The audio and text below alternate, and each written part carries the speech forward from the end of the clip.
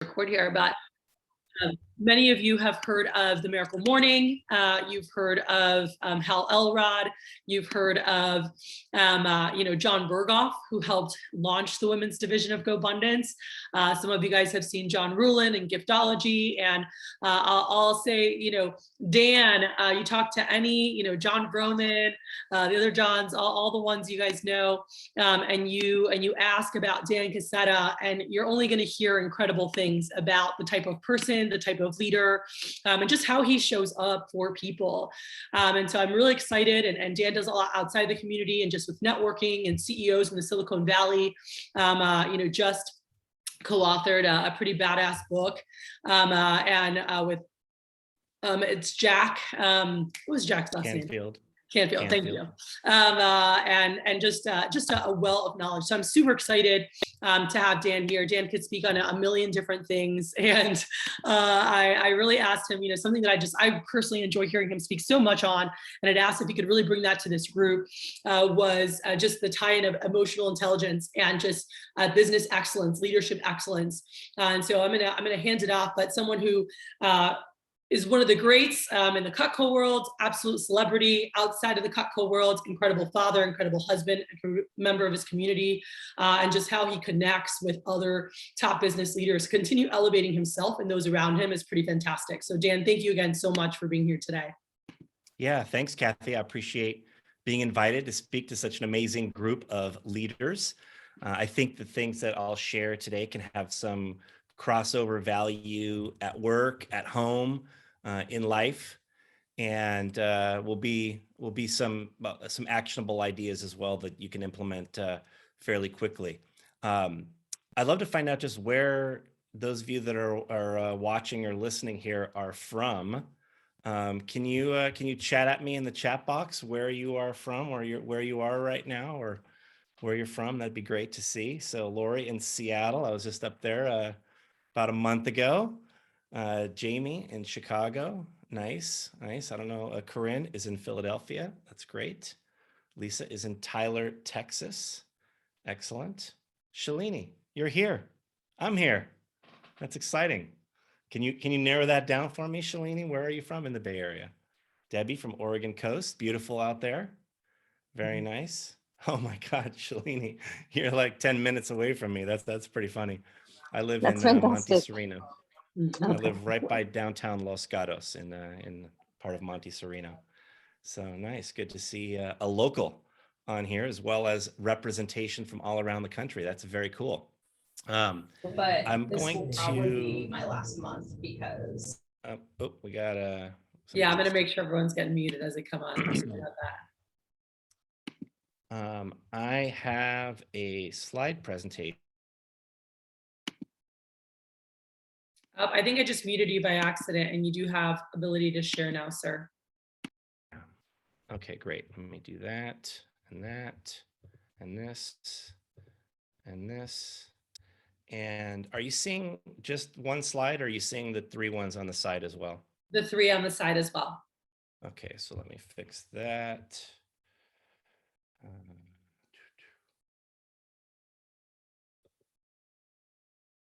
Okay, now we should just have one. We see them all coming, but it's okay. You see what? The display and showing what's coming next on the bottom and on the side, but we can roll with it. Oh, you do? Okay. Okay. Sorry about that. Well, let's roll with that. That doesn't matter.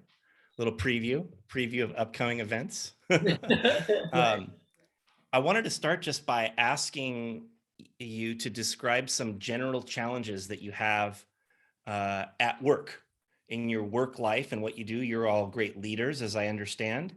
What are some of the challenges that come up on a day-to-day basis in your work? Maybe again, we could use the chat box here for typing this, or this is a small enough group that I think we can also just come off mute if you want and speak. You can use your virtual hand if you want, or just chime right in. I know people will be listening on recording, and for their benefit, I'd love to have each of you participating here. What are some of the challenges that you face in your work? What are things that come up? Anybody can share. Don't all volunteer at once. Okay, feeling Staying like on the task. process. Oh, say that again. Staying on task. Staying on task. Very good. There's so many things to do. It's easy to be distracted by everything that comes up, right? Feeling like the process is taking too long as you're building something, right? There can be a lot of frustration that mounts, keeping the faith, too many priorities in less time, right? Sometimes people will ask me, hey, are you busy? Right? I'm like, yes, the answer to that is always yes. There's just not enough time in the day for everything that I would like to do. And so, it becomes a matter of picking your spots and choosing what are you going to do, right? Um, and that's just, one of the things that comes up when you're running a big business, right? It's not easy to manage all of the activities that come up. Um, so there's all sorts of different things that come up, right? In terms of time constraints and pressures and deadlines. A lot of times these challenges have to do with other people's expectations of us, right? Have you noticed that the things that somebody else think are urgent, you don't always think are urgent? Right? It's not always a pressing matter for you in that moment. Um, a lot of times we have to deal with different opinions, particularly if you're building a team and you have an inner circle that you involve in the process. We have to deal with difference of opinion. We have to learn to navigate conflict during that process as well. Um, there are other challenges that center around connecting with people who are different from us, right? Whether it be on the introvert extrovert um, scale, gender differences, right? Cultural differences. There are so many different challenges that we have in dealing with people. If you have staff, you're trying to lead and retain them, right? One of my old colleagues who has built a giant business called me up just last week and said, God, I'm having a hard time retaining my staff. Can we talk about how to do that? And he and I had a discussion, and it was great, just reminding myself of some things I feel I've done well, and also hearing opportunities that I had that I could implement as well. Creating the right culture on a team is something that we're all trying to do. Of course, financial profitability issues, that's a part of building a great business, right? And then I might also add that one of the challenges I feel stands out is how do you translate professional success over to your personal life? Because I think all of us would agree that we are working so we can live, right? We work to live, not the other way around. So how does professional success turn into a vibrant, positive, and exciting personal life? So I would just suggest that the idea or concept of effective communication could be one of the most important skill sets on all of our jobs or on anyone's job, because it involves that ability to connect and bring together all different types of people, all different types of situations. And that's one of the things I want to spend some time talking about today. Kathy asked me to share some ideas that relate to emotional intelligence, things that sort of connect personal and professional success, and communication is one of those ones that I'll dig into substantially. Um, First, I have a philosophical statement here. It comes from my favorite author and speaker named Jim Rohn. And Jim said, things get better by change, not by chance. Things get better by change, not by chance. And he also says, if you change, everything will change for you. That's the second part of his quote, is that if you change, everything will change for you. And by change, I mean growth, I mean evolution. And I guess that's what I'd say I sort of specialize in my work. My strength has been in developing others and helping them to identify areas of opportunity, things about themselves that they want to improve, things they want to learn, and then providing them with specific actionable ideas on how they can focus on growing themselves in order to grow their success at work and to grow their success in life.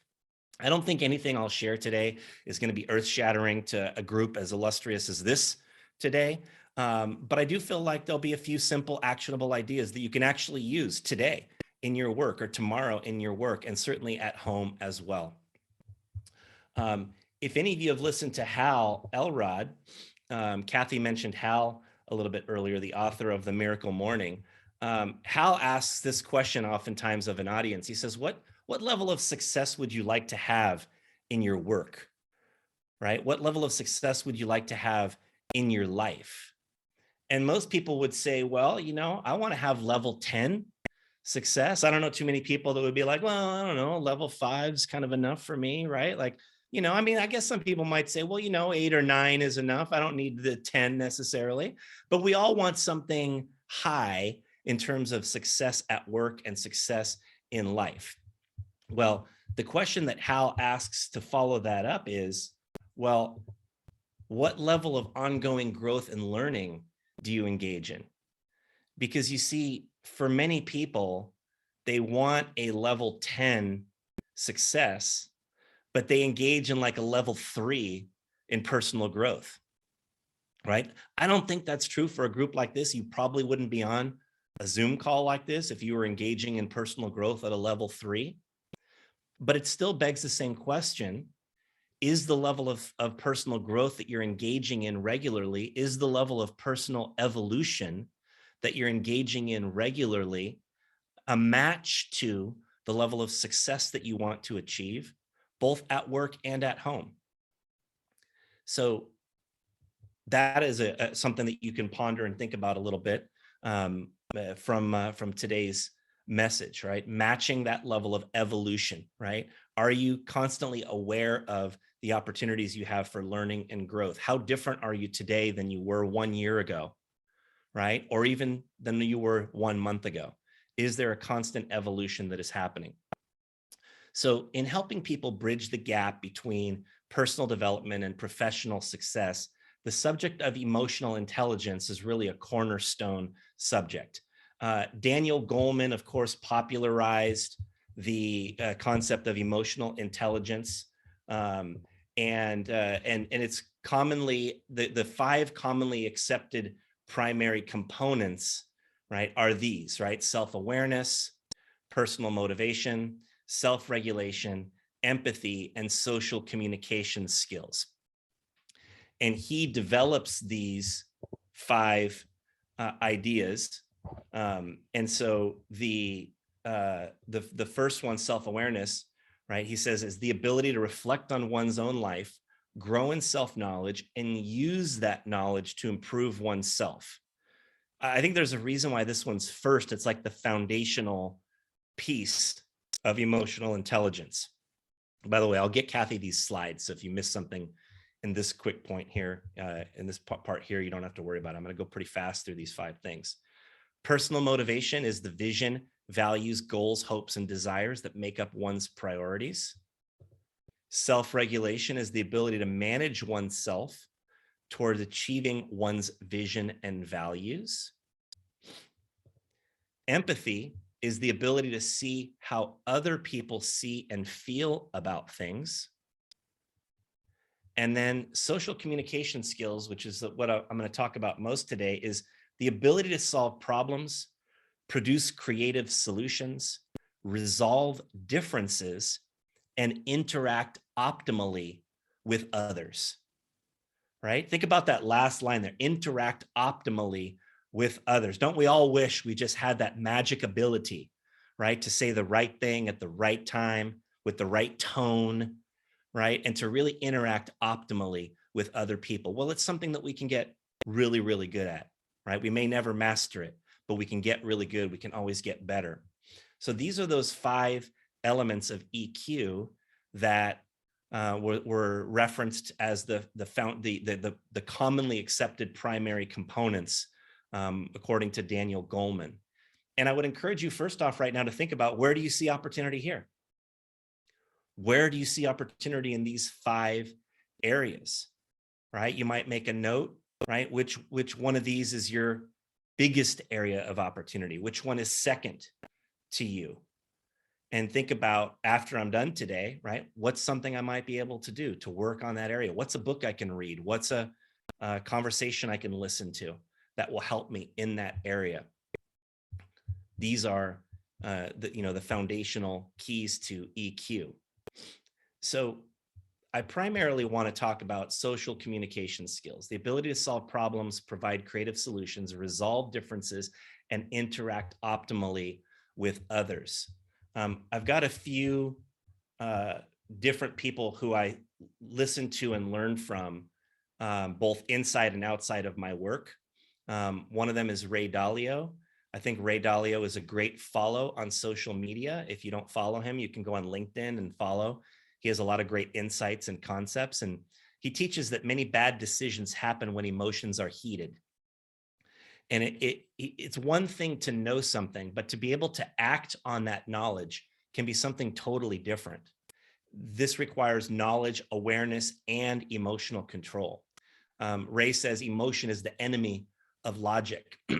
And it's so important to recognize moments when we're about to make a decision that's based on emotion, right? This happens frequently for me in the morning.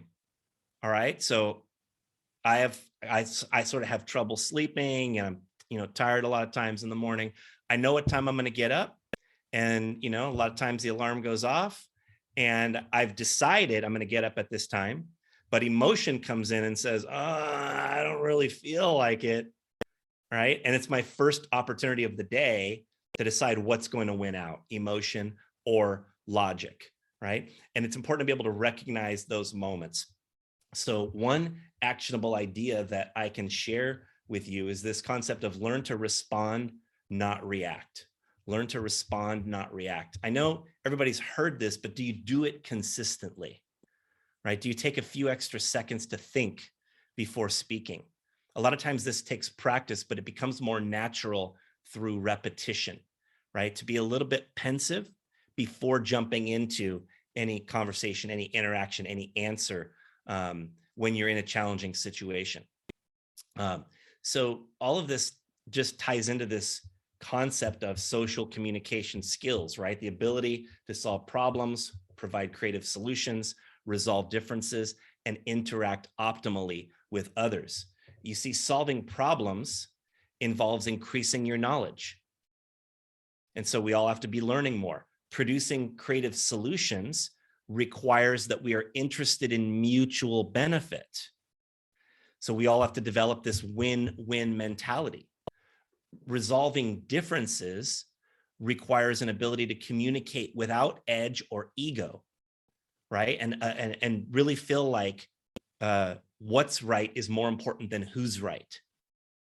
And then optimal interactions with others requires a high level of trust, and connection, right? Which is a feeling that people develop about us. It's built on a foundation of integrity, but there's a lot more that goes into that.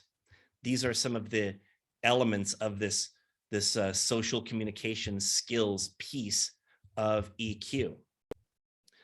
There's an old adage that we've all heard, right? I think Maya Angelou is typically credited with this one, which is that people will forget what you say and will forget what you do, but they'll always remember how you make them feel. And so an idea for you to consider is that every interaction that you have with someone, consider that every interaction you have with someone is either a plus or a minus. Just consider the idea that there's no zeros. Every interaction you have with someone is either a plus or a minus. Look back on today so far, right? The people that you've talked to, the people you've interacted with, the people you've met and had some kind of conversation with. Were those interactions a plus or were those a minus? How did you leave them feeling after the conversation? How are you? And so a lot of people will ask me oftentimes, well, how do you disagree or debate or critique someone while still leaving them feeling positive? And there's a piece of knowledge I've developed or I've learned from a book called The Human Operating System. And it's a pretty kind of a little known book. You guys are all fans of John, or a lot of you are fans of John Berghoff, and maybe he's turned some of you onto this one as well. But this is one that he and I have discussed a lot. And one of my favorite teaching pieces in there is this idea called criticism versus constructive feedback. So think about how this concept applies in dealing with your employees, your staff, your team. You can also really think about how this applies in dealing with your kids, because if you have them, this is super, super pertinent. Or anyone that's around you on a regular basis. Criticism versus constructive feedback. So one element of this, or one piece of this, is the past or future orientation. The past orientation is saying something like, well, hey, why didn't you, right? Why didn't you do it this way? Right? Why didn't you do that? Right? Or why did you? Anything that looks at the past and why someone did or didn't do something. What that's doing is that's sucking energy from that person. It's putting them back into that moment of having failed and making them feel bad about it, right? The future orientation is, hey, this is something that will probably come up again. What do you think you could do next time? Right? Or next time, try this. Maybe you'll be teaching instead of asking. But oftentimes we're asking, right? What do you think you could do? And what do you think we could do? Would be another way where it's a conflict situation. How do you think we could do this better next time? How could we have this conversation more constructively next time? Anything that orients toward the future is giving energy versus taking energy. It's a plus instead of a minus. So the past versus future orientation is one of the dimensions here of criticism versus constructive feedback. Another dimension is a personal focus versus a behavior focus, right? A personal focus would be, your kid drops something and you say, gosh, you're so clumsy. Has anybody ever done that, right? With a kid especially, right? Oh, you're so clumsy. Or anything where you say you're so, or where you might say, oh, you make me so, right? You make me so mad, right? My daughter says this the other day about one of her friends at school, right? She made me so mad. And I tried to teach her in that moment. I was like, wait a minute. No one makes you anything. I'm like, you have the opportunity to think about how you're going to respond to that. You don't have to be mad about that.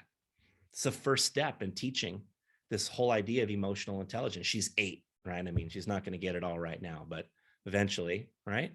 So personal focus is attacking the person. You're so clumsy. You make me so. A behavior focus would be more along the lines of, hey, here's what I noticed just now, right? You were walking from the table to the sink, holding the plate with one hand, right? And that might be why it dropped, right? Let's use 2 hands next time, right? This might be how I talk to my 5-year-old, right? But these things definitely apply across the board in working with people. Another way of using a behavior focus would be something like, I like when you, and then you fill in the blank. I like it when you do this. I appreciate when you do this. And you can flip that one around also to say, hey, I don't like when you do this, right? But it's better to try to use positive reinforcement versus negative reinforcement most of the time. So this is a great dimension of criticism versus constructive feedback that's based on this personal versus behavior focus.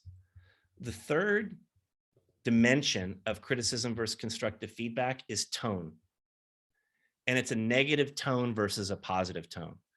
I don't have to get into a lot of detail on this one because we all know and we all see it, and we all see this probably in ourselves too often, right? Where the tone becomes sarcastic, the tone becomes sort of passive aggressive, right? The tone gets to be negative. Your tone is a huge key in how anything is received by someone else. You could have some of the greatest information to share or feedback to give, but when it's offered in a negative tone that's condescending or demeaning, sarcastic, any of those descriptions, oftentimes it's going to go in one ear and out the other. The receiver just is not open usually to receiving something in that tone. And then the fourth dimension of criticism versus constructive feedback is a problem orientation versus a solution orientation, right? So you're getting together with a group of people at work, right? You're talking about one of the challenges you're facing, right? If the leader leads in with something like, why does this always happen? Right? Why does this always happen? That's a problem orientation. You're going to find a lot of problem answers to that won't necessarily move you in a positive direction, right? What are some things we could do to improve in this situation? What are some things we could do to improve our sales this week? What are some things we could do to improve our recruiting right now? These are conversations I would be having in my sales organization, right? Versus, hey, why are we sucking? How come we haven't hit our goals so far this year? So a problem orientation versus a solution orientation, it sounds like an obvious one, but yet it's something I think that a lot of people fall into the trap of. A lot of people will get these things wrong very frequently in their interactions with others. I've shared this concept here of criticism versus constructive feedback far and wide. I get a chance to guest lecture in a lot of the colleges here in the Bay Area. And this little piece is often noted as the most well-received or one of the most important pieces of information that people will get during stuff that I'll share with them. And I would encourage you, make sure you get this slide from Kathy or take a screenshot of this right now and post this up where you're reminded of it, where you'll think about it a lot, where you'll catch yourself, right? Am I on that left side, right, of my communication with others? Or am I staying on the right side more often? I think it's important to learn to be somebody who is consistently positive, who is consistently uplifting. It's not easy, I know, and I have times too where I can catch myself being negative. If you study John Gordon, right, the author of The Energy Bus, he teaches so much about just the vibe that's created by the leader, the vibe that's created by people and their interactions with others, right? And it leaves people feeling better. It works better. It builds a relationship while you're influencing. Because if you get someone to do something, but you damage the relationship, the long-term effect of that is not very good. And I'll tell you that one of the most important places I learned this is with my kids, right? I'm sure a lot of you have kids. Happy Mother's Day, one day late if you do, right? But try it out on your kids. Try out, hey, stop screaming, right? What happens? It just gets worse. It becomes this downward spiral, right? So we all have to learn to use our communication in ways that are more effective. A few ideas that come to my mind that I feel would be actionable coming out of this topic. Here's one, right? Be the first mover in any conflict situation. So the first mover in a conflict situation is usually the first person to say, hey, I'm sorry. And a lot of people have a lot of pride around saying, I'm sorry. And what I've taught a lot of my coworkers that look to me for guidance is you don't always have to say you're sorry about something you did, but you can say, hey, I'm sorry we're in this conflict, right? I don't want this. I'm sure you don't either, right? I'm sorry we're in this situation. Let's move past this. Let's figure something out, right? Be the first one to acknowledge. And when you're the first mover, what you're doing is that you're subordinating your ego to your purpose, because your purpose in that relationship is to have a good relationship. Your purpose is to be able to interact with the person, is to be able to manage them or be managed by them or be their friend or be in a spousal relationship or a parenting relationship. The relationship is the purpose, not being right. And so being the first mover is usually, it takes a really strong person to do that. And it opens the door to be able to have a solution. It opens the door to be able to move beyond the conflict.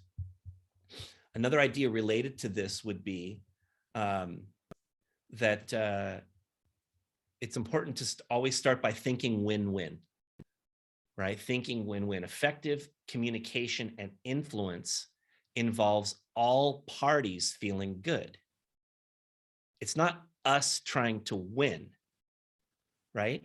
You have to actually be interested in others' well-being. That was one of the key tenets of emotional intelligence much earlier. One of the slides I put up is like, you have to be somebody who's interested in creating solutions that work for all.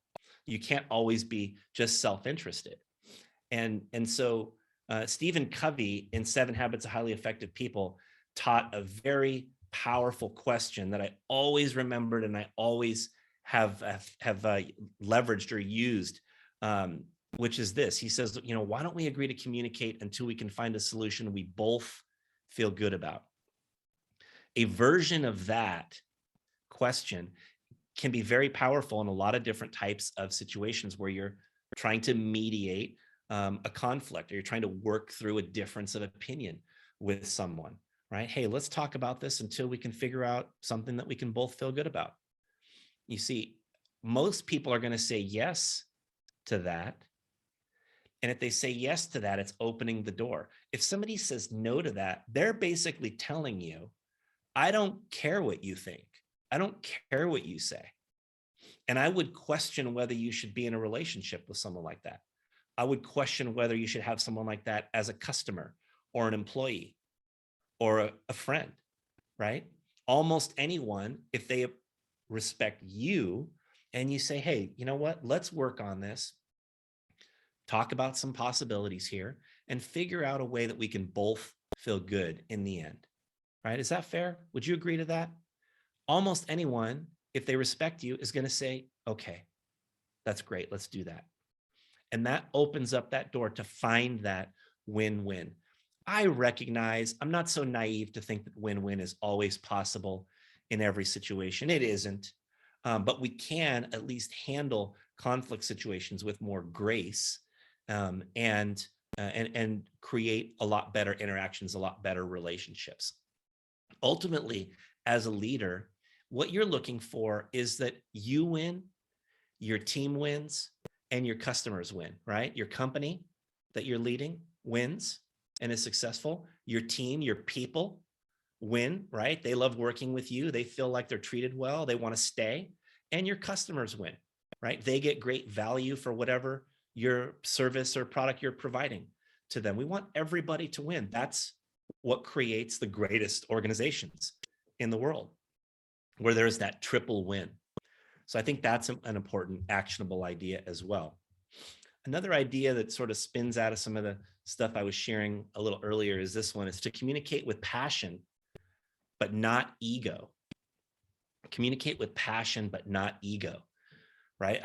Great communicators, they are passionate. They get fired up, right? But when ego gets in, it becomes too emotional. That's where somebody now just wants to win at all costs, and they plow over other people. They don't care what someone else thinks. It's better to keep your emotions out of your communications unless the time is right.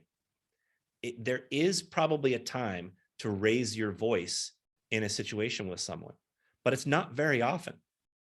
And when it's rare, it's powerful, right? And so it's important to keep emotions out of our communication. Heated communication seldom works well. This is one of those things I mentioned from Ray Dalio a little earlier, right? Is it just clouds what we're trying to say. So how do you get good at all this stuff, right? How do you get good at some of these things that I've shared here today? Well, there's a few words I put here. Awareness is one of them.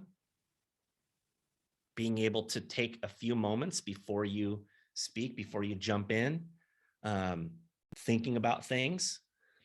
Study is another way you get good at some of these things. If there's anything I've shared with you that you look at and feel like, hey, that's an area of opportunity for me, I'm not good at that one. Well, there's something you can study on that. There's a book you can read. There's a audio you can listen to. There's a person you can talk to and get mentorship from. There's guidance you can get. Study. Practice is another. So for example, I gave you those 4 dimensions of criticism versus constructive feedback. And I said, print that out and put it up somewhere where you'll see it a lot.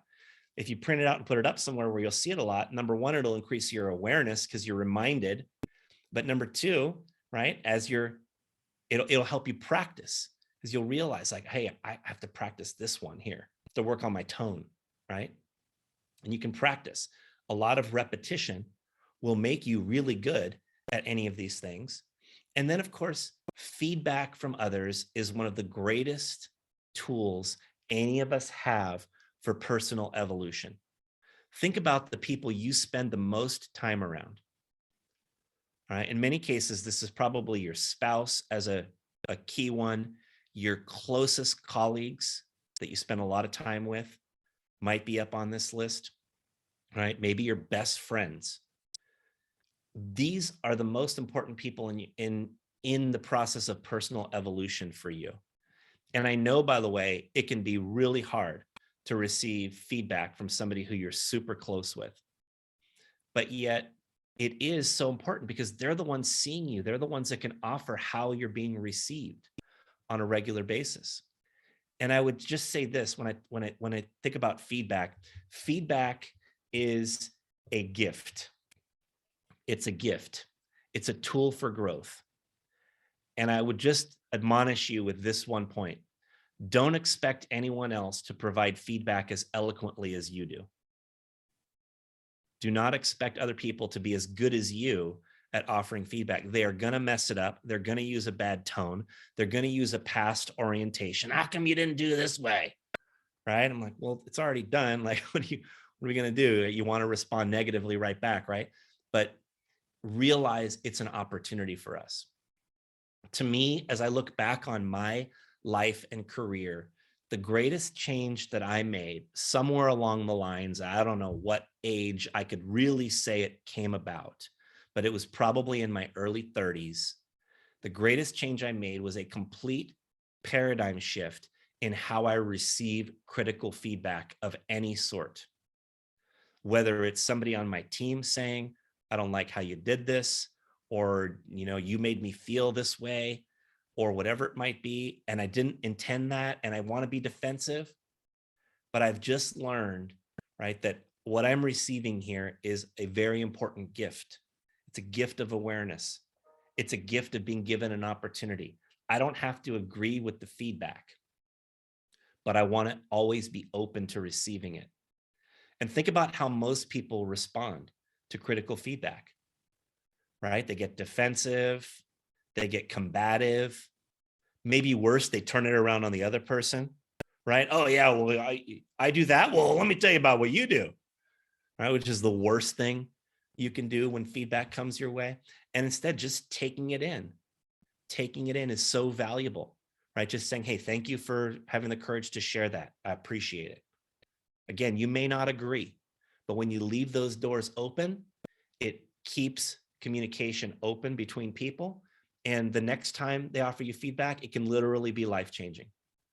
But you wouldn't have gotten that next time if you had shut them down and you had created this feeling that you're defensive and you're not open.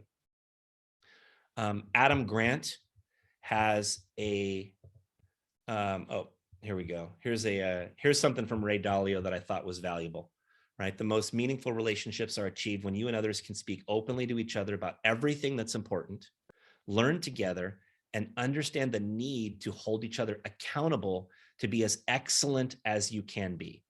When you have such relationships with those you work with, you pull each other through challenging times. At the same time, sharing challenging work draws you closer and strengthens your relationships. This self-reinforcing cycle creates the success that allows you to pursue more and more ambitious goals. I loved that share from Ray.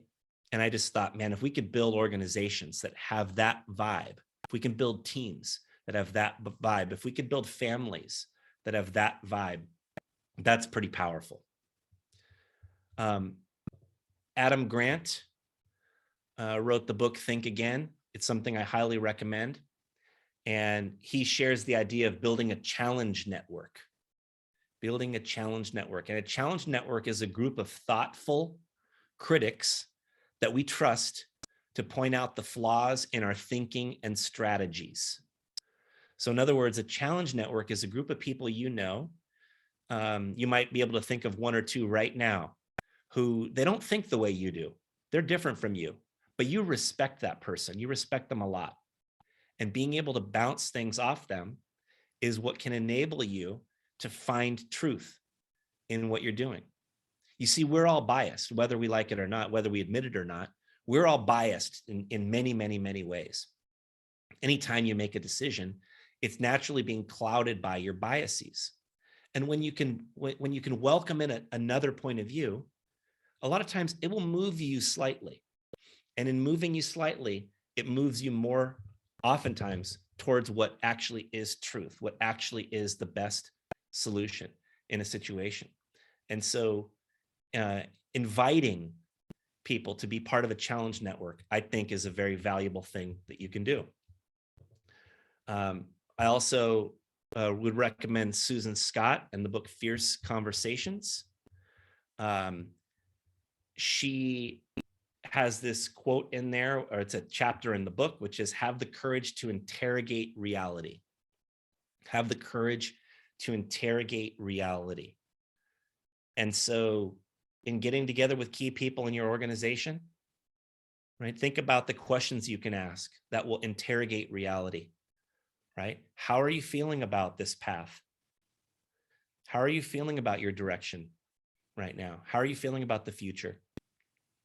That's a question that can help interrogate reality. What am I doing that you'd like me to do less of? Right? Is there something I do that you'd prefer I did less of?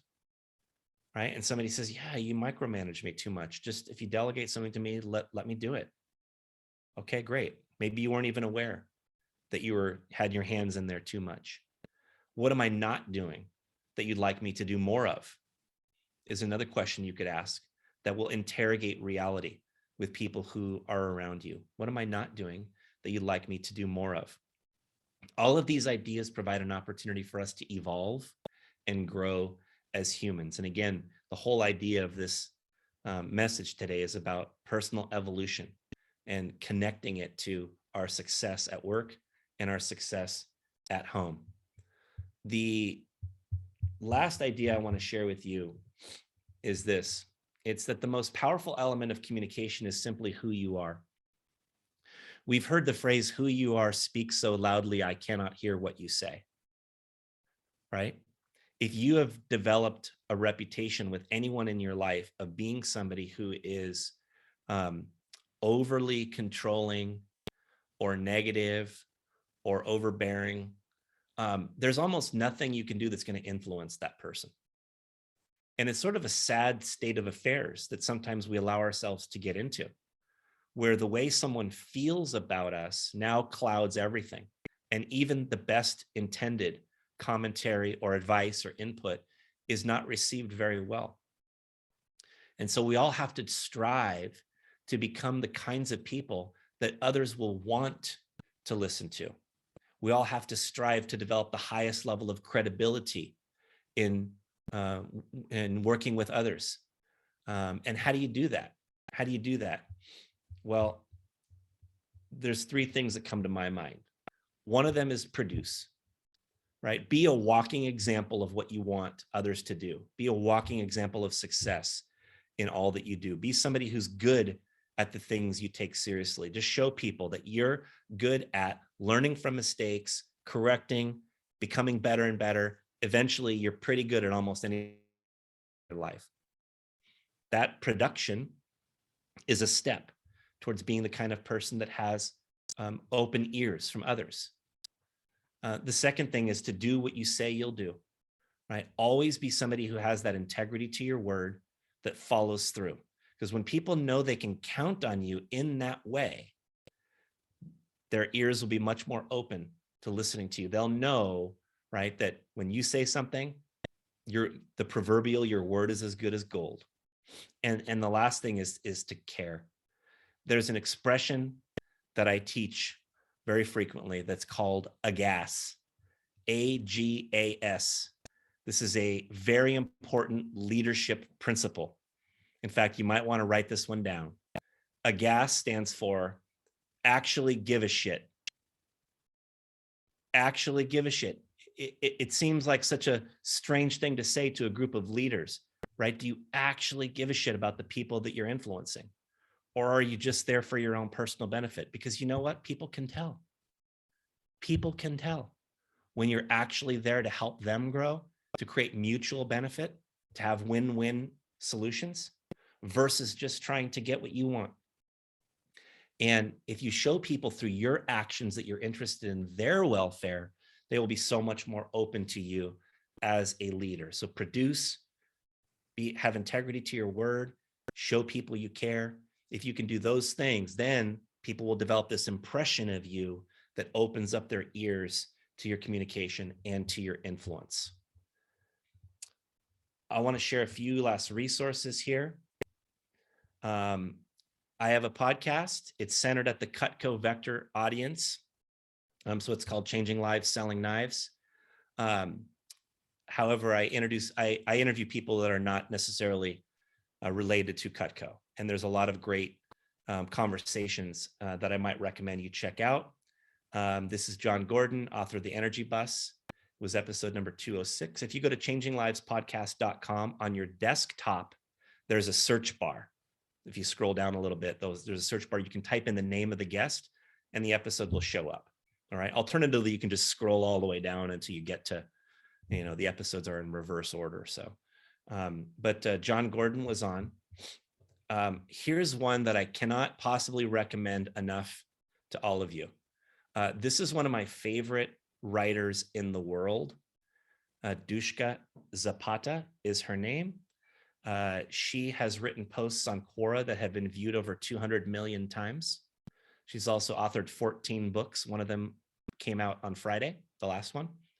And she writes an essay every day on her social media that she posts. It's an essay about life. It's an essay about people.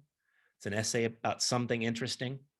And she has a remarkable way of taking complex subjects and putting them into simple language that's really relatable and very powerful. I'd recommend you follow her on whatever social media you hang out on. And if you want to listen to her read and discuss some of her most powerful essays, we did an episode number 188, which is where she reads and discusses some of her most powerful essays. I just had her on again 2 weeks ago, and it was episode 330. And in that one, we talk about the subject of boundaries. If that's an interesting subject to you, check out episode 330 with Dushka. I also want to offer up Dr. Benjamin Hardy as a great resource. He has a book called Personality Isn't Permanent that talks a lot about how we're not stuck and we can evolve. We discussed that in episode number 126. And last, my favorite book to share with others is The Four Agreements. It's one of the most simple books, like it's deceptively simple. You could easily read The Four Agreements and go, what is this? I know all this stuff, but we don't. And if you read and really ponder The Four Agreements, I think it's a very deep and powerful subject. In this particular episode, I unpack The Four Agreements. I sort of give my perception or view on each of the four agreements. And I think that it's pretty valuable and something that could be helpful to you as well. I want to invite you to connect with me in whatever way that you connect. I typically would be on Facebook or LinkedIn. I also have a website at dancasetta.com that you can check out. And there's stuff you can get there, resources you can get there. And my podcast is called Changing Lives, Selling Knives. It's at changinglivespodcast.com. I would invite you to check that out as well. Kathy, if there's time remaining, I would love for you maybe to lead a conversation on what ideas resonated most. That's what I have for you today. Thanks very much. Amazing. Thank you, Dan. And thank you. Nailed it at the end. I had your website ready to go. I was like, how can we connect? So I'd love to hear just if you guys can just shower any questions, but also just takeaways. And so what are we implementing? What did you guys enjoy most from this that we can put to action, whether it was a great reminder or something, maybe a new nugget that you received that you can implement? What would you say? And you can just unmute yourself. Go ahead, Lori. Yeah, I would say that, I took a screenshot of the criticism versus constructive feedback because that's such a huge thing for me. Working on my short-term rental business, and I think the comment also that you made about not reacting but responding, where not taking something emotionally but finding a solution.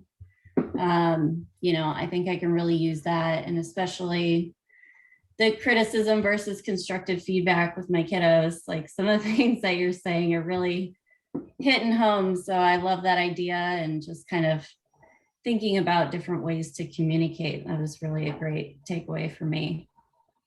Awesome. Great. Thank you. Love it. Other feedback, great reminders, takeaways. I'll go. So I really liked every interaction is either a plus or a minus. That I really, really liked. I'm big on making sure that you're surrounding yourself with the right tribe. Sometimes people just can't quite grasp that, and you really put it almost in the kindergarten terms. Like, is this a plus or is this a minus? How do you feel after this? So I thought that was really good. And another thing that I really liked is be the first mover in a conflict situation. And just addressing somebody and say, how can we make this a win-win for both of us? I'm a real estate agent, so a lot of times it's about being right more than it is about both parties winning, and we get emotional and we forget that the client is the one that really needs to win on both sides. And so I think sometimes when we get other agents that get really upset or angry, to be able to say, hold up, let's try to make this a win-win for all parties involved and approach the conversation that way. I think people would be a lot more open and receptive to looking at other options. Mm-hmm. Absolutely. Excellent. Can I just make a quick comment? Yes, please. I just read The Go-Giver. I don't know if anyone's read that, but they talk about not actually leaving it as a 50-50, a win-win, but actually adding more value than you take back. And that's the win, if that makes any sense. Yeah. So going into a situation thinking, how can I add value? Dan, how can I make that person, how are they going to feel when they walk away? Just, yeah, so powerful. Awesome.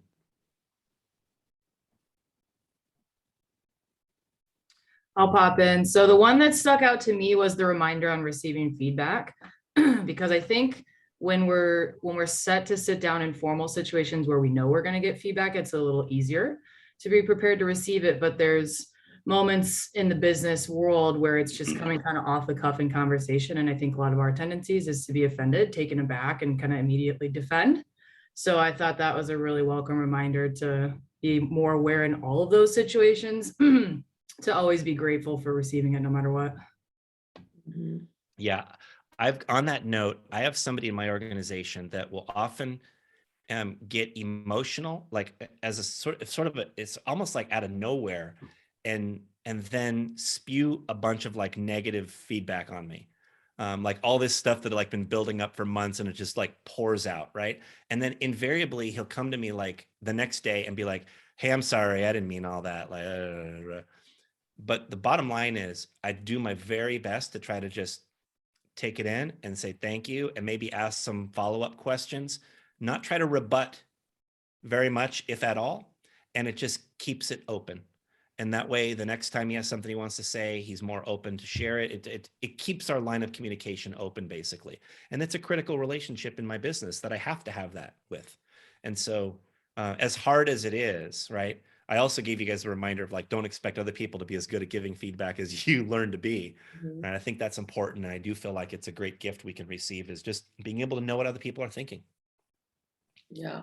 And something that I remember hearing some different leaders do, and it doesn't always feel good, but it's always led just a new era of growth in our organization. It's really been a catapult for our success, has been forcing those conversations where you get feedback as the leader, and whether it's like every quarter or twice a year or whenever you feel it's needed, like things feel a little bit off, you feel energy off, saying, hey, I'd love to get together with you guys and talk about how we can elevate, you know, performance. But we went around and shared, you know, what I love, like, you know, stop, start, continue was something that I had learned from someone. And I've heard a lot of different versions of that, but they would say to you, like, you know, what I'd love for you to start is, you know, doing this maybe. And for me, a common thing, it's like, you know, we don't hear like that you like, you know, validate us or, you know, whatever it is. And so like more validation or more verbal validation has been a common thing, you know, like stop, you know, whatever it is, and then continue doing this. I love this about you, you know what it is, but it's hard sometimes, right? So you've got to mentally prepare yourself, but it is beautiful when they have an opportunity to feel that there's a safe space where you're receptive, where you're listening, you're not defending, you're not doing anything, you're just writing notes saying what else, what else, what else. And it's just incredible, you know, like one, they feel heard, right? But also you're able to see some of your blind spots, right? Like there's things I didn't realize. I was like, shit, I thought I did a really good job with that, you know? But 3 people mentioned something very similar. Like, obviously I've got some work to do with that. And so it constantly helped me on my journey continue to level up. And then they were just in such better spirits and performed better, and because they were able to voice that, but also hear like what people loved about them, you know, and then, you know, whatever the stop, start, continue, the exercise that we did, but it's always been a really beautiful thing. But you have to set up the container of like, this isn't a bashing session. This is all about how do we improve, right? How do we get better? Because every one of us has things that we want to keep doing, and you want the others. You're like, I freaking love when they do this, right? There's something that I'm sure you could say about it. Oh, I wish they did a little bit more of this, right? Like, I wish I did a little more. And maybe there's something that you're like, oh, I wish they didn't do so much of this. And we want to know that so that we can be better, because we don't always see the things we're doing or how they're affecting others, you know? And anyway, so I just want to share that, because I know that that's been an incredible tool, and not just waiting for the feedback to happen, but creating a space where they're able to give you feedback whenever you feel that that's needed, or having it as a scheduled part of your regimen. Excellent. Yeah. Great stuff, Kathy. I also like the term that I don't remember what it was quite, but it's something we do, my husband and I do, is challenge our situation. And so having a board, I don't know what you called it, remind me, please. Challenge network. Yes, the challenge network. So I really like that terminology. And I think it's really important because, like you said, we kind of think in our own lanes. And because we're used to thinking that way, we're not going to think outside or, you know, 3 lanes over. We need to have somebody who's got a very different perspective to be able to challenge what we're thinking. So I really like that. Excellent. I stole that from Adam Grant completely. That's awesome. Excellent. Any other thoughts, feedback, anything you guys want to comment on before we wrap this up? Thank you, Dan. This was fantastic. I appreciate it. Yeah, Great. Dan, there were so many fantastic nuggets from what I heard. I'm making a note to go back and listen to this whole thing again. And even the audience, whoever shared, I was like, oh, yes, that was good. Yes, that was good. So thank you so much. Cool. You're welcome. Awesome. Any last words, Mr. Casetta? No, that's it. Thanks a lot for being here, for listening. Thanks for giving me the opportunity to share some thoughts, Kathy. It's always helpful to me to put ideas together and think about things myself. So I appreciate it. And I love on our journey of leadership, like so many times it's little things that make a really big difference, you know. It's very rarely something that you've like never heard before, you know, but just little tweaks, little adjustments, man, they can send your organization on such a different trajectory. And so excited for you guys to get to implement some of this. So thank you again, Dan, for taking time. Thank you, ladies, whether you're listening to this on repeat or you're here with us today. Thank you for that. So I appreciate it.